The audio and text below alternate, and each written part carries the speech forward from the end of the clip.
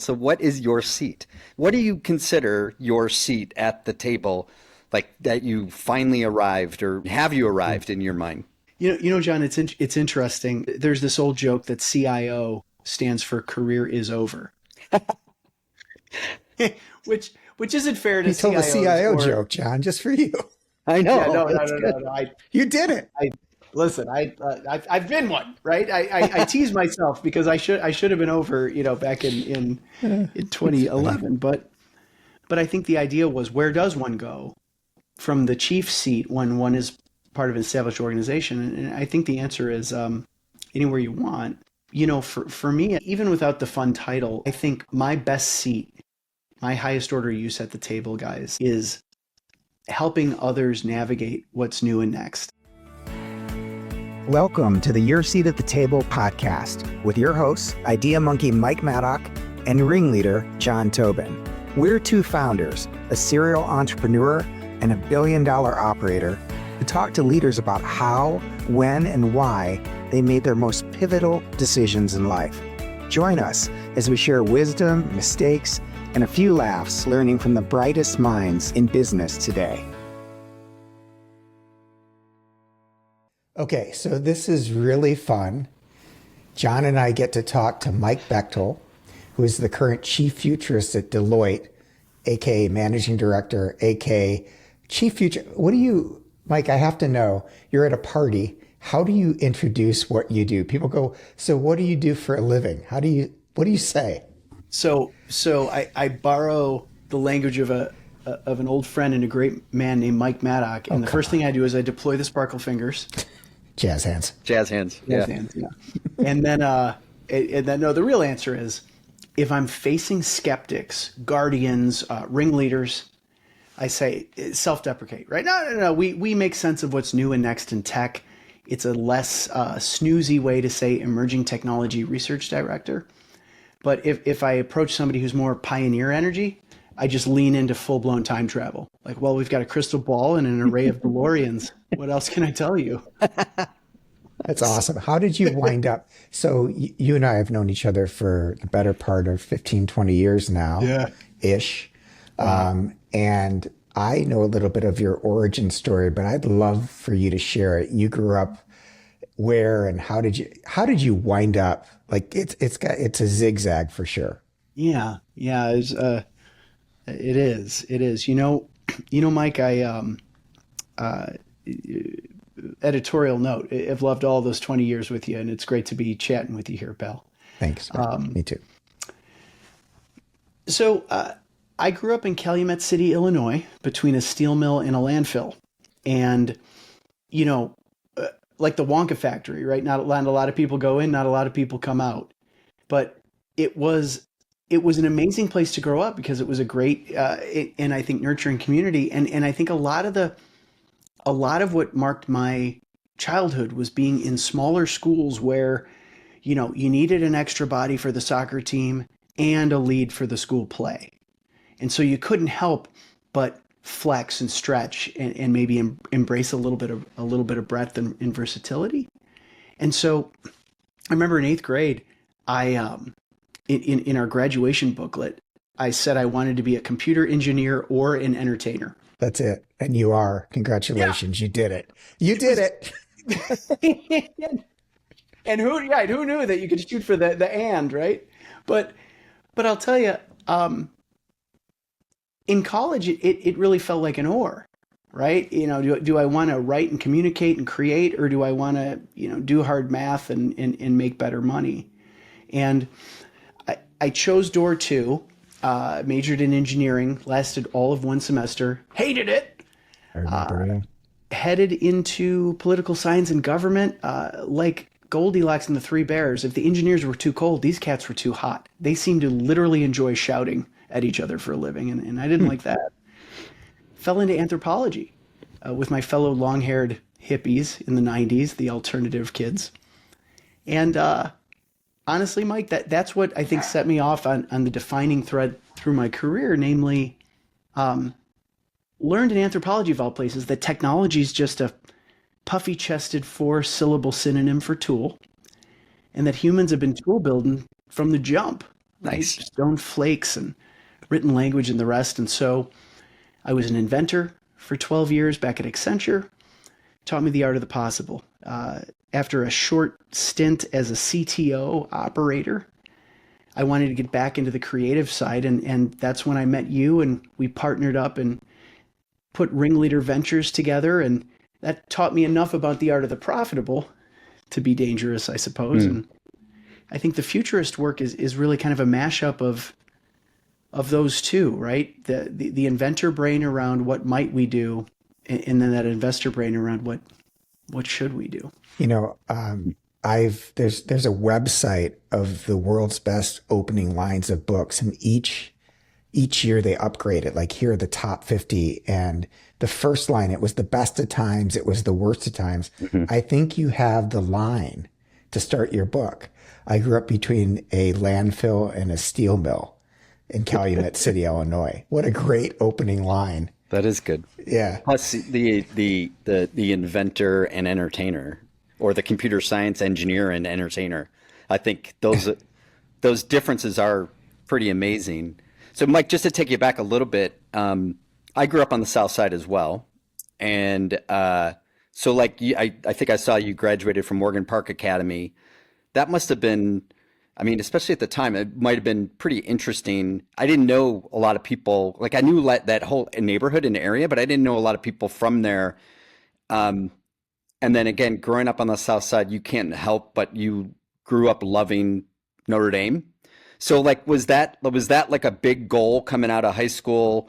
Were you valedictorian? Like, how was that in terms of getting into Notre Dame? Was that like a wish list thing that you always had, or even your parents had for you, or was that just like, I mean, because that in itself was kind of a cool goal for anybody coming out of the South Side to go there. So I'm curious your reflections on that. Well, John, you know, from one South Sider to another, you know how the Notre Dame fandom is sort of bimodal, right? You either love it or you hate it. And, yeah, totally. And interestingly, my folks were a little more in category 2. My dad grew up sort of non-denominational Christian, and I'll never forget, he told me back when I was first looking at ND, his actual quote, he says, you know, the only thing worse than a Catholic is an uppity Catholic. And I remember thinking, like, oh no, here we go. But I have to tell you, John, my mom's side of the family, being Southside Irish, they loved Notre Dame, but nobody had ever gone to college, right, in my family. And so I think it was such a long putt that maybe nobody felt like they wanted to pot commit. Fast forward, the day I got the acceptance letter, my dad went from cool to neutral. And the day we got the scholarship letter, he went from neutral to all in, full march. All in. Nice. What a great idea. Nice. Yeah.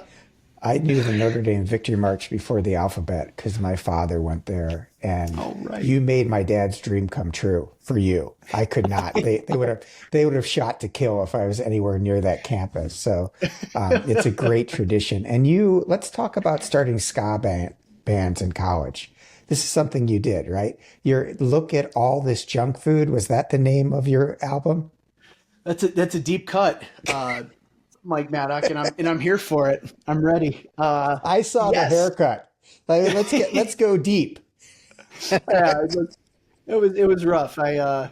Somebody told me that I look like David Spade, but not quite as put together. And I thought, wow, that's a low bar. That is. That's hard to recover from. But congratulations anyway. It was tough. It was a hard teen experience. As a musician, I was just happy to play, and I remember this fella by the name of Joe Cruz, Filipino American fella. He was in a popular campus band at the time. He came up. He said, "Hey, do you want to join a new band?" And it would have been 20 years before Sheryl Sandberg said, if you're offered a seat on a rocket ship, you don't ask which one, you just say yes. but I said yes. And then he handed me the warm-up cassette, and it was a bunch of ska music, which is like double time reggae, right? It's like reggae Impossible to on sing. I don't know how you do it. speed. Yeah. But it was a riot. It was a blast. And I think more than anything, it taught me that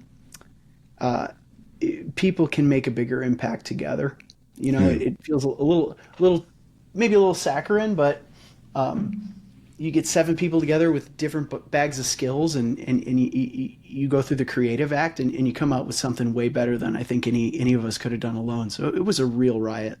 Yeah, I think that I have been talking to my youngest son about, he's been on football teams and soccer teams and baseball teams, and I'm trying to get him to understand that working is a team sport and being able to connect dots. You said recently, so you're making me think of Brian Utzi. Remember Brian Utzi, Northwestern social capital theory, came and spoke out at Maddock Douglas years ago. And he recommended, he made the point that people that have great social capital usually do something that brings all types of folks together in a room. Like he talks about piloting, golfing. For him, it was handball, I believe, or squash. You said, I just watched your South by Southwest speech. It was really good, Mike. And Thanks, I Mike. will promise I'm going to push it on social media. I just watched it this morning. You said the future favors dot connectors over dot perfectors. And that, you know, being in a band, meeting people that you wouldn't normally meet. Talk about how the future favors dot connectors over dot perfectors, because it gave me a little bit of hope, having not gotten into Notre Dame. Yeah, I can assure you, it's good. Pots of golds at the end of all sorts of rainbows, pal. You know, working as I do in all things newfangled, you come across the flavor du jour technology. It feels like every couple years, and whether it was, you know, mobile, social, blockchain, you name it, they tend to follow this hype curve, right? They burn hot, then they burn out, and then they're merely very useful. AI hits different, and I realized it when, back to John, our South Side roots. My Aunt Teresa in Evergreen Park, she's putting sweet potatoes on my plate at Christmas. This is late 22, and she says, "Did you know that robots can paint pictures and write poems now? It's nuts." And I'm thinking, what doth this retired ceramicist from Evergreen Park have to say about What are this ye field? talking about?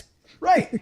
And that's when it hit me that this had blown past the Geek Squad and into Gen Pop. Yeah. Right. Which is all to say, Mike, I think dot connectors are going to be having a better time, because as AI learns and excels at known things, right? And we all hear that the language is very sort of instructive here, right? Training data. Anything AI can be trained on, it will do great at, right?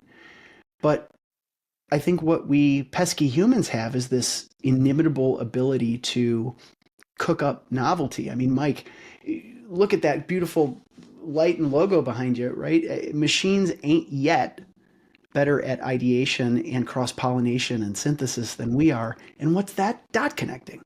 So I think the future favors folks who can get past best practices and onto next practices. So is expertise a liability?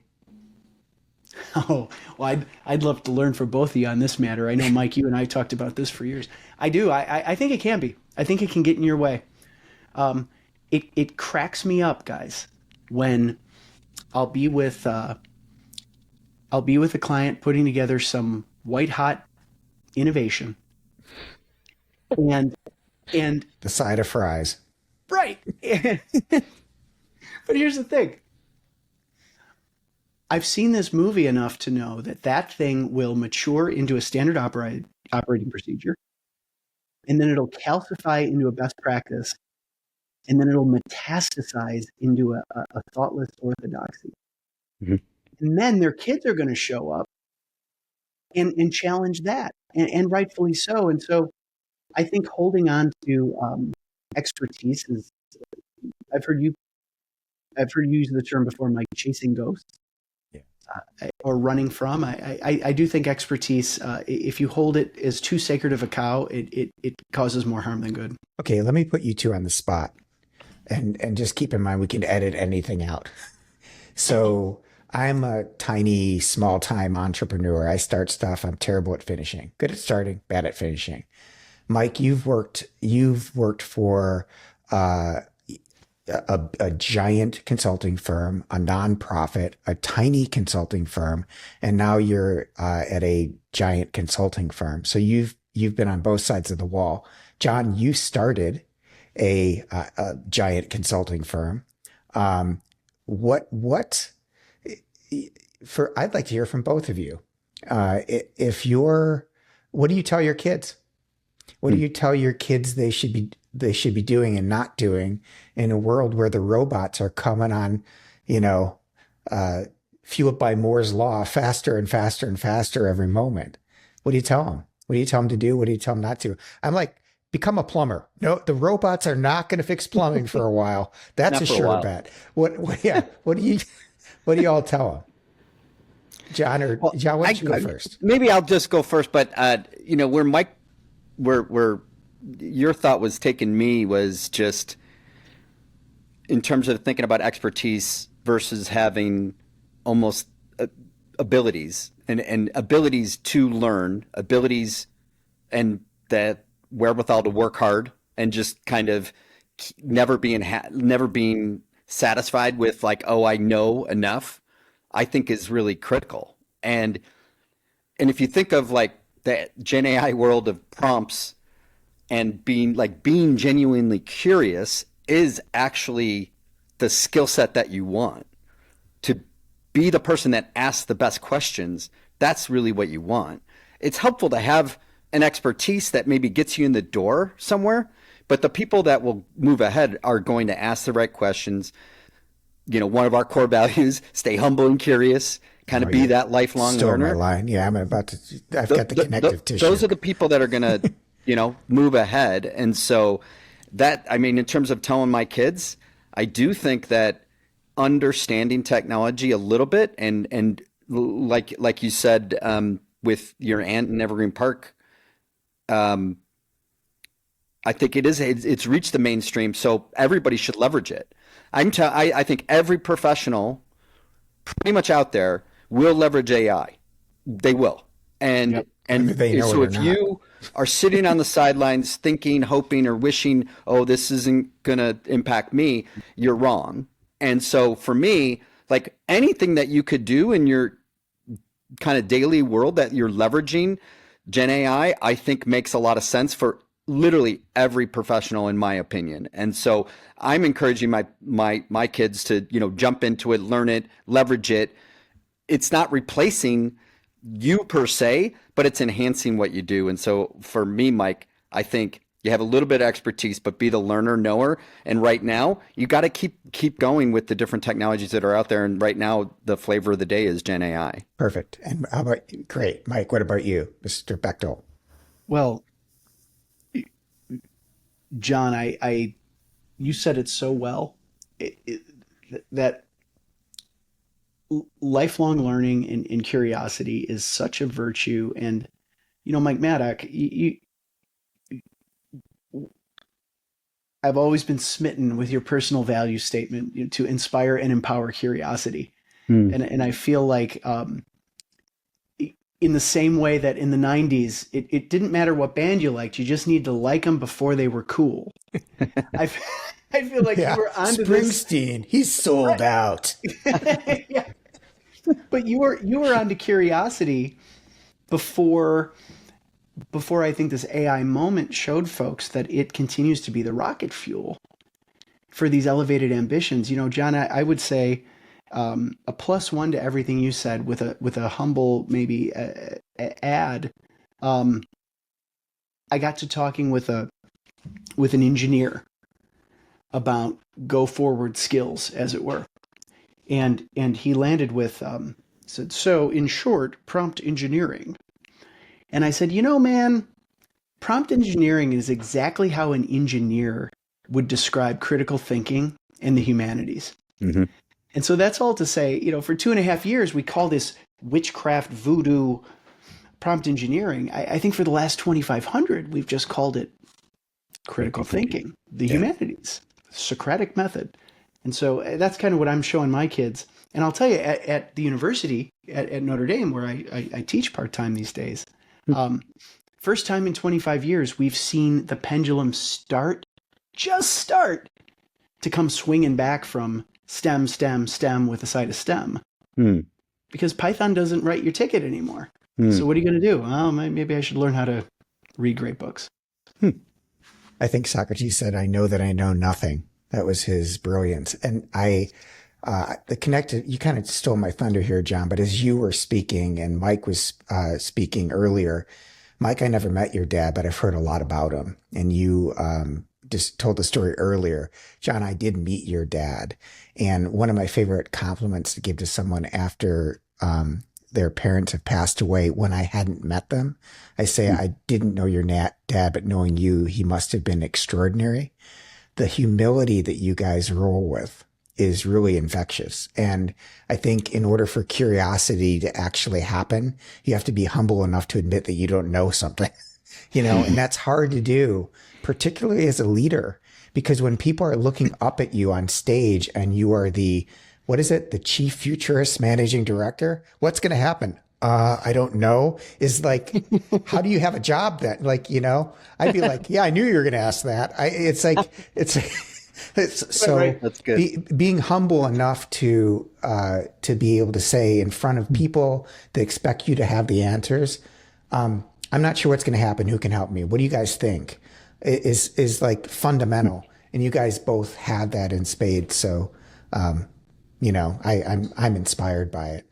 So do you think, Mike, you would be, this is a little bit cliche, but do you think you would be where you are if you didn't have like the South Side chip on your shoulder? Do you have that? It's interesting, Mike. You and I have talked about this in spurts over the years, that I think there's a creative drive and there's a competitive drive. And Mike, you've always been notable to me, like truly, brother, as somebody who I've seen is ambidextrous. I see you create blue sky where you need it, and you throw those elbows out and you win those red oceans when you need that too. And I think that's a gift. I think for me personally, it's less of a chip and maybe more of that only child inability or let me restate that. I think as an only child, my go-to punch has always been to create. And like you, Mike, I think more of a starter than a finisher. And in part because, I didn't have to fight for the second helping, at the dinner table. I didn't have to think about zero-sum games. And I always thought about creating my way out. And so I think in Futures work, there's a requisite amount of research and data and geekery. And that's maybe part of how God made me. But then there's also that sort of creative bit that says, okay, what might happen in light of that? This is a question for John. How do you move from blue sky thinking to practical? Okay, this is what you need to do with it, like this year. So someday this is going to happen, but here's what you can do practically with this blue sky futurist stuff. How do you do that? I mean, me personally, I think it's fairly easy to work backwards from a goal and get to what are the first steps? How would I start? And usually if I just honestly challenge myself or, our teams on how should we start, whatever the first instinct is, it's probably correct. It's probably that's probably the right move. And I've learned over time to just trust my instincts on those things and just get going, and then things will evolve. I mean, it's kind of like, I agile working is the way my mind works, is like, just get started, get going. It's not going to be perfect, but it will get me toward the goal. And so I think that's probably how I think about it, Mike, starting with the goal in mind, the outcome in mind, and then working on very tactical things, whatever's top of mind for me. Yeah. So for those of you listening, John Tobin is the best operator I know. Like, he can operate the snot out of any company. And I think that, John, you are likely to be triggered by ideas that are like, what are we talking about? Too big. Too far out, Yeah. like, and so a futurist who's talking about, what's going to be possible in 10 years, let alone 6 months. How do you guys bridge the gap between one thing, Mike, I would say though, like there's oftentimes that, like, I don't think I realize how much exposure I have. Like I don't realize, and then something comes out later like that was revolutionary, but like I heard it maybe 6 months ago.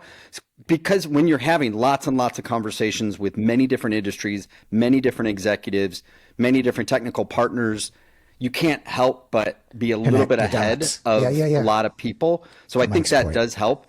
But that said, I think, like, when I don't think of big goals. That's where I shortfall. It's not like that I can't see ahead necessarily. It's that I can't, if a goal is too out there, I struggle, and it becomes like, that's just baloney and I don't believe it. And so therefore I kind of get into that victim mode of like, what am I doing here? This doesn't make sense. And he becomes so for an me, idea it's not killer. necessarily seeing the future that I can't see it. It's more the goal's too ridiculous.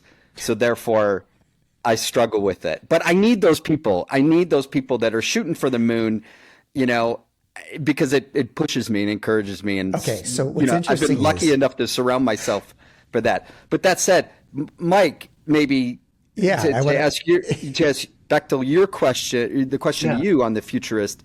I mean, do you push yourself to say kind of really wacky things and like unreal things? Like, do you find like, oh, that's just kind of like, of course I know that, or most people, or do you actively seek out an edge or something that catches you in a way? Real quick, before you say anything, I remember going to Ruth and saying, hey, I want to name, this is my late wife, I want to name our first son Elvis. I really didn't, but I figured that if she said no to Elvis, I could get my way in any other name. So like that, Mike, and that's why we have Gunnar as our oldest son. So do you hedge with crazy ideas, Mike, or just what do you do? What's funny here to me, John and Mike, is I tend to find that one of the most disarming and important things that my team and I do is we open with a bit of a womp womp and say, hey, we're not here to predict anything. And that gets people going, what? And then we follow with a series of predictions. But I think the story behind that is we're big believers that, per good old William Gibson, right, the science fiction author, 1984, he wrote a book called Neuromancer. He said the future is already here, it's just not very evenly distributed. Right. And one of the neat things about Deloitte is, because we're so global, you can put that into practical practice. I've seen stuff at NASA that would blow minds at Nationwide Insurance and Insure, right? That feels intuitive. But I've seen things at Nationwide Insurance blow minds at NASA. Yeah, like they're great. And some of the most mind-melting AI stories I've ever seen were, drum roll, the Kingdom of Saudi Arabia Tourism Authority. And so that's all to say, interesting. I don't come in hot with an intention to provoke. It's more of a cross-pollinator mindset where you say, hey, there's faces of your zany tomorrow being cooked up today over here. It would probably be pretty good for you to at least be aware. And then that way people don't see us as provocateurs so much as, frankly, just widening the lens.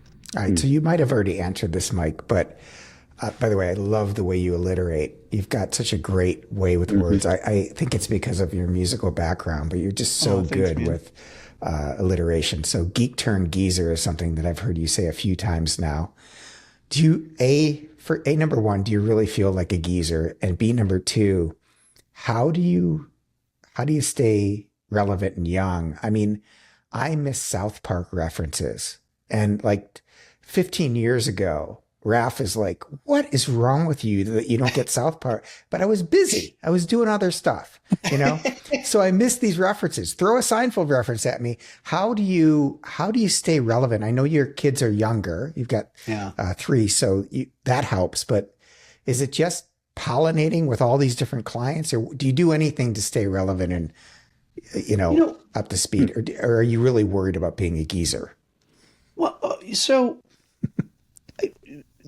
I don't feel like a geezer unless my frame of reference finds me with a room full of 25-year-olds. Yeah. And, not that we need to bring the movie Dazed and Confused into this, right? But, as I get older, these cats stay the same age, right? Yeah. And That's good. And so one of the things I guess I've seen, fellas, is the best way to stay current is to make a proactive point of surrounding yourself with the currency, with young people and young pioneers.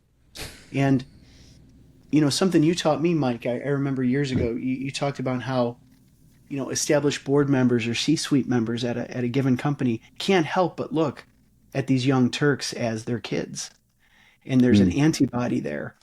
But I think if you lean into that and you acknowledge in the dialogue that, hey, this stuff might feel zany, provocative, uncomfortable, and rife with youthful abandon, right? And you should still listen because there's gold in them there hills, then it can be disarming and it can be really, really powerful. Do either of you do anything in your organizations to,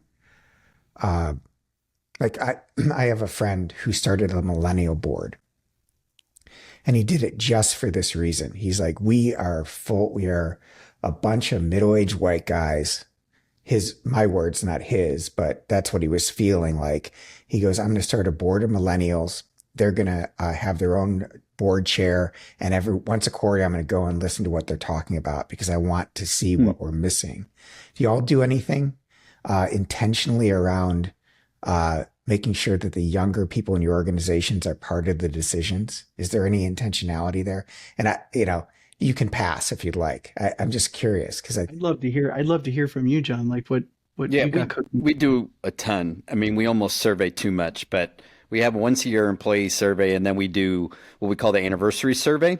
And you get the on the employee survey is a little bit more generic. Like you can't tell who's saying what. In the anniversary survey, you can kind of get the analytics on like how long they've been at our company, how long they've been in the market, like how much experience they have, their discipline, where they are in the world. So you get like a lot more analytics on it. And so I think listening to those different voices from lots of lenses, I think is super helpful. I will say, although potentially toxic, social media platforms that are anonymous are really, really interesting to me. I think they're hilarious. They're super funny, but they also, they sting in the way that like, damn, that's the kind truth of like how a population is feeling. Now you don't get any demographic information, but it's still, there is a set of voices out there that is saying this.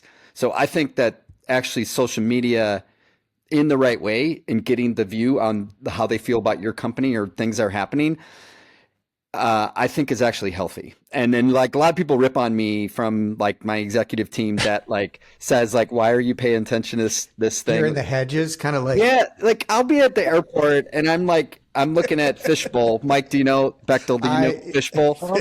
So my 18-year-old would say, I am aware. Everybody is like, Tobin, get out of that thing that you're just going to get depressed. And I'm like, I find it interesting, funny, but it's like a way to.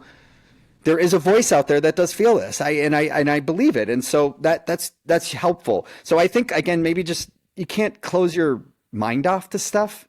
Can't close your mind off to people. And then the other purposeful thing, Mike, that I always do is we have a lot of quarterly meetings where we get everybody together once a quarter within that office or, the market. And I will purposefully not pay attention and talk to the people that I know or people that maybe are the leaders. I purposefully in those sections seek out people that I don't know or groups of people that are standing together. And I just kind of get in there, jump into it and, kind of what's listen. funny about this? He winds up, I can see the scene. He goes and sits and starts having lunch with people and they're just talking to him and he leaves and someone eventually comes along and goes, he was the founder of the company. What? So what about you, Mike? Do you, by the way, I remember meeting with a young entrepreneur about 15 years ago, and he's like, hey, I'm going to start a company where you give anonymous reviews. Then I'm going to go to the companies that the reviews are about, and they're going to pay to change the reviews or sponsor. So I'm going to get paid on both sides of that equation. I'm like, that is brilliant and so evil. And then it actually happened. All right. So Mike, what do you do? Pardon me. So I actually, when I started up with Deloitte, it was on the back of the righteous and blessed partnership with you on Ringleader Ventures, Mike. And I remember one of the features of Ringleader was that we, through some mix of intentionality and market dynamics, we had really young folks on the team, right? Interns aspiring to get into VC, a subset of whom we would invite to continue on as associates. And what I found was that if you've ever seen that TV show TMZ, Mm-hmm. there's this guy Howard in the middle of the room and all these young people essentially just tell him what's happening in LA. He's sipping a Diet Coke on, right. I don't know. But cool, it always for blew my mind osmosis. that if the things these young people found in the wild were interesting to them, then they were certainly interesting to that guy. And that was good enough to get a pulse on, I think, what was new in town. And so with the Ringleader Ventures experience in tow and a little bit of, energy from that TMZ example, I thought, okay, let's intentionally build a team that skews young as a feature, not a bug. And so, we have essentially built a team of sharp young folks who are hip to what's new and next in tech. And by the time their insights make it to the team, makes it to me, makes it to our leadership, there's enough checks and balances where you can kind of sort out signal from noise and make some real hay. Yeah. I remember during the interview process, you had found a technology that would I've actually interviewed with this technology since, but it would ask you questions, you would record your answers, and it was just rapid fire. And the last question was, tell me a joke. And on the spot, someone had to tell a joke. And I thought it was brilliant because it demonstrated a whole bunch of stuff. You could talk about it better than I could, but A, are they quick on their feet? B, do they take themselves too seriously? It was a great little innovation that was part of the process. And C, it went right to culture. You could feel based on their response whether they were going to be a fit. John, I know one of your core values is smile. Mm-hmm. And I love that. You can see if someone just smiling, oh my gosh, a joke, or locked up. I love that. You also teach at Notre Dame, Mike, and you just joined a board, right, that has to do with something around this topic. Talk about that a little bit. Well, I guest lectured in the College of Business for years, and I always wondered what it would be like to teach for real. And it was actually the spouse of one of the business profs who said, hey, you could come do it in our entrepreneurial graduate program. I said, okay. That would be swell. So awesome. And that was my first taste of sort of moving between departments at the university. And it occurred to me that for all of that cross-pollination, I hadn't yet engaged with the College of Arts and Letters, aka the liberal arts crowd, that that I came from. Spawned you. So, yeah, exactly, spawned me from whence I came. And long story short, there's a fellow by the name of Jared Mrozinski who's ringleading a program focused on the liberal arts college called Beyond the Dome, and it's really all about saying, hey, listen, we're going to meet the philosophy majors, the history majors, the sociologists, and the French majors, and all these folks who aren't really preparing for one known thing. We're going to meet them where their skills and interests lie and help open their eyes to all the things. And so it's a board really focused on options, not obligations. And I think, with or without this AI moment, it's timely. Because to me, fellas, like, I'd love your take on this. I feel like we've been in this 20-year musical chairs game where fewer and fewer viable majors lead to fewer and fewer viable jobs. And that's a bummer. And so this idea of widening the aperture again and letting curiosity and creativity back into the mix, like, sign me up. That is cool. That is cool. And it brings me back. Like, did you say you were an anthropology major at the end? Yeah. So I thought Accenture, AC back in the day, they did a great job of taking people from a lot of different walks of life, I thought. And, there was the Accenture way in school and everything like that. But still, I thought that was really cool how they did that. And I agree with you. That would be really, really, really great if people came from a lot of different areas and different thinking. And that's only, I don't know, that's only going to improve the way we're all starting to see the world. So I love that. Mike, do you, so you're teaching this grad class, is that right? And is that part-time? Is that full-time? Or like, how does that work? And then I guess I'm curious, like, how do you come up with the curriculum for that? Yeah. John, so it's a part-time course. It's a 1 credit hour graduate course. So eight sessions a year. Okay. Yep. And, the curriculum, it's a mix of, it's a little bit of high concept and a lot of hard knocks. And so, one of the privileges of working in partnering and ringleader with Mike Maddock was we were at, one of our primary investors was Maddock Douglas, the innovation consultancy. And so a lot of what I was able to learn through osmosis and peering was things that are, I think, clear to an innovation person, right? That issues precede ideas, and that, you need to have clear articulations of pain points before you go hot with the whiteboards and the beanbag chairs and the rest. And so that's all to say, I teach enough of that theory stuff to be, useful or dangerous. But I think more of it, John, it's really just, hey, this one time I did that, these things happened. And as Mike, you've taught me, and I think YPO taught you, or EO, or both, I try not to frame it as advice, because advice feels patronizing. Right? I haven't walked in their shoes. But if I frame it as, in my experience, this could be a hot mess. Or in my experience, this can make you a lot of money. I think there's a realness there that helps with the higher concept stuff. Yeah, intelligence is painful. It leaves marks. It leaves bruises. Wisdom is a gift given generously by someone who's lived through it and maybe wants to keep you from doing the same.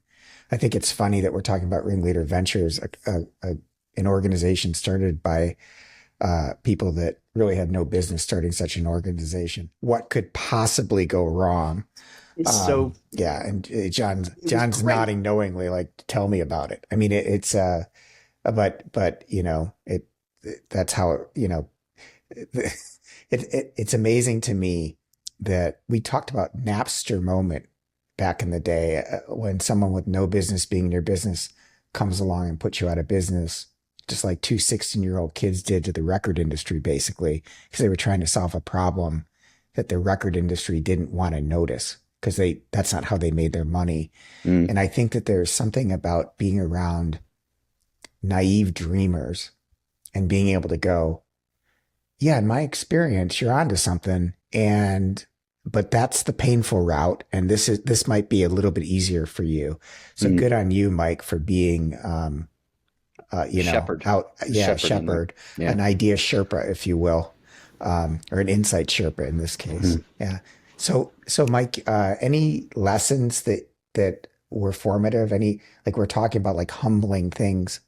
Yeah. Well, I'm talking about something that was humbling. Do you anything that happened in your career that was that left a mark and changed the way you think or changed the way you behave or Oh man. roll? But do we have 3 hours for my various and sundry wounds? Yeah. Absolutely, man. I mean, one of the things I think I've learned something at each and every stop, guys. I mean, what in 2005, I remember we had this employee engagement survey. I think it was designed by Aon Hewitt at the time. So it was peer reviewed, good stuff, and they had boiled the entirety of one's work engagement into 6 factors. It was the pay, the perks, the people, the work today, the opportunities unlocked tomorrow, and the sort of mission, vision, value stuff. 99% of my buddies filled that thing out once, never thought of it again. Being the nerdlinger I am, I set a reminder to fill that thing out every 6 months for the rest of my life. Yeah, remember, this is really interesting. And then you put a graph to it. And he came into my office one day and said, I was here, now I'm here. Right. Bye-bye. Wow. Yeah, right. Wow. Right. We either need to change the people or the pay around here or something. But I'm low on the possibility mark. yeah. But the reason why though is without an instrument like that, you fall prey to that whole frog in the boiling water parable where, how you doing? Fine. How you doing? Fine. How you doing? Super dead. Versus like, it's getting hot in here, right? And like you start to plan. Well, I think what I learned in the tail end of my Accenture journey was that if I weren't filled with my own innate enthusiasm for a given subject, I couldn't be great. Like I couldn't fake it. If I couldn't sell myself on something, I couldn't sell others. And the basket of work I happened to be working on towards the end of my Accenture days was not interesting enough for me to keep going. And so then I went to not-for-profit, which was impossibly intrinsically exciting. It was amazing. But I learned that the lack of, clear metrics, financial outcomes as an ultimate aligner of people's mission and intent, it found me feeling a little stuck. And I also learned there that I wasn't built to be an operator, right? I didn't have that John Tobin gift. I was a little more of a Mike Maddock starter. I think what I learned in venture capital with Ringleader, Mike, and this is a gift. It's actually a gift to talk about this, not just with you, but with your listeners, right? I feel like filling in the blank with all kinds of nasty stuff. Go ahead. No, not at all. It was a great experience. It really was. But, pardon me. I learned that the universe didn't put me here to be a critic or a judge as much as a creator and a maker. Yeah. And so I felt that in the venture community, you're either Carrie Underwood or you're Simon Cowell. And you can try to be both, but at the end of the day, you're either the maker or the sort of decider. That's interesting because I know lots of venture capitalists and they are killers. Like they are so brutally critical, and that's what makes them really good. Right. So Boy Wonder being Simon Cowell doesn't float. No. Yeah. No. I mean, I still have the black shirts. Yeah. And you can pull them off, so that's good. Oh, thank you. But I'll tell you though, the tell for me on that last one, it was interesting, fellas. It was like the Chicago private equity venture capital luncheons where you go to enough of those and you still can't find a table of kindred spirits, you start to These wonder, oh, things wait a is minute. not like the other. Yeah. Right. And so I think those are maybe some of the scars or the wounds that I've learned is that, okay, I need to care, right? I need to, I can't be set up as a keep things running kind of guy. I need to be either a good to great or a 0 to 1. And then I'm better cast as the maker than the sort of judge. You're making Good. me think of something. It's really good. Yeah, it's great, and I think that values-based leaders, Mm. uh, one of the necessary attributes of a great leader is to inspire people to take the hill. And I think that people that have real values, if they don't believe in it, they can't do it anymore. They're like, they get to the Totally. point where they're just like, and the best of them will go into the room and do everything they can to work through the stuff so that they can believe in whatever we're going to do enough to take it out in front of the masses and go, okay, we're going to charge the hill. But what I see happening is they get worn out. They get worn out and they don't have the energy, or they got to get away from it. They got to do something else. And then they can come back and go, okay, I can see the top of the hill. But so often, like if you can't believe in it, you can't sell it, you got to go. I tell my kids that, and I simplify everything. If it gives you energy, keep doing it. If it takes energy, notice and stop. And that's with people and career and everything else. Is it taking energy or giving you energy? Because it's a real sign that something needs to change or not. Yeah. It's good. I mean, Makes it sense. is. Yeah. I mean, John, I'd love to learn from you, buddy. Like, as a historically more like operations minded leader, what does success look like for you, and what gives you energy? Is it seeing the result in black and white, or God forbid black versus red? But when do you know that your cup is full? Hmm. I think I constantly take on new missions, and so I'll take on a new mission, and then the the the fruits of anything I set my mind to is always comes back to me based on the people that are now running it, leading that, or having success in whatever they're doing. So like Right. for me, it's there's a goal, there's a measurement, there's an operational piece of it. But where I get the most joy is when I hear the feedback back from either them directly, like, oh, this mapped out to exactly what we thought it would be. I'm so grateful that, got to go on the journey, or from their people that say, wow, I can't believe this leader I work for established this business or this part of the business. And I'm so grateful to you, John, for helping start the overall thing. So Right. I continually get, I don't know, the cup keeps filling up from the people, frankly, from the Yeah. people providing feedback on that. Yeah, these views you had about what consulting can be, it actually is now playing out that way all over the world. And so that's that. And I just put different little missions in place over time, and that's how I keep going. That's But so cool. the the cup being full is really the people. Frankly, Yeah. it's not necessarily that operational metric. It really isn't. It's more about the feedback we get. That's Mike, I awesome. want to like do something like kind of fairly fun for Oh, I'm people, ready. for fun for people listening, because I think they might expect it. So I want one prediction that you do have that you're most excited about, like something that is not mainstream, but that you think it's going to be a real thing, and it's going to Yeah. be fun.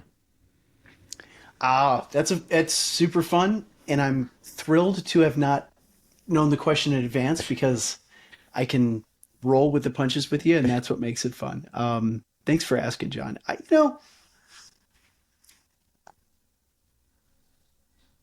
think the thing we're missing right now, the piece of the plot we're missing in this AI moment, is that we're all becoming wizards.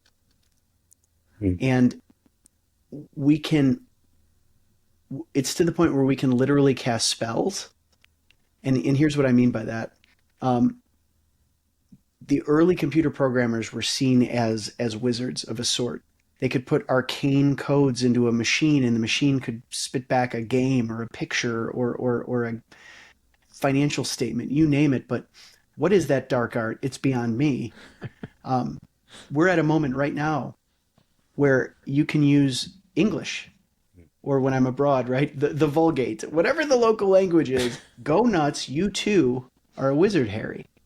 And where I think it's headed, to honor your question, is we won't even have to say it.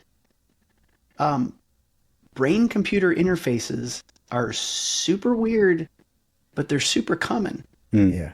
So this idea of a wizard hat for the brain, that term I credit to Tim Urban, great writer and tech communicator, but this idea of I'm feeling cold, I'll think towards the thermostat to adjust that. Or better yet, the thermostat just knows because I'm goosebumpy. Yeah. It might feel a little like peak Orwell, right? Thought crime, thought police. But I'll tell you, I'm pretty open with my multiple sclerosis. And, John and Mike, the idea of being able to have a little bit of a Tony Stark super suit that helps me walk and move around without sutures up and down my spine, right?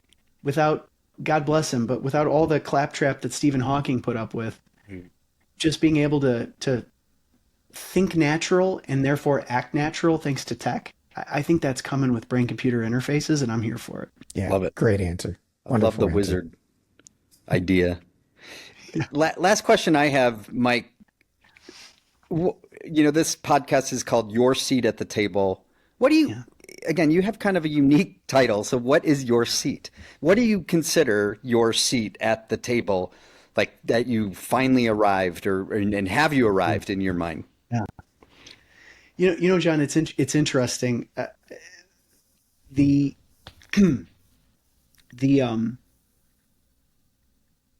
this old joke that CIO stands for career is over,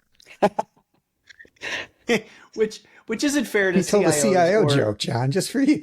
I know. Yeah, no. You did it. Listen, I've been one, right? I tease myself because I should have been over, back in 2011. But I think the idea was, where does one go from the chief seat when one is part of an established organization? And I think the answer is anywhere you want.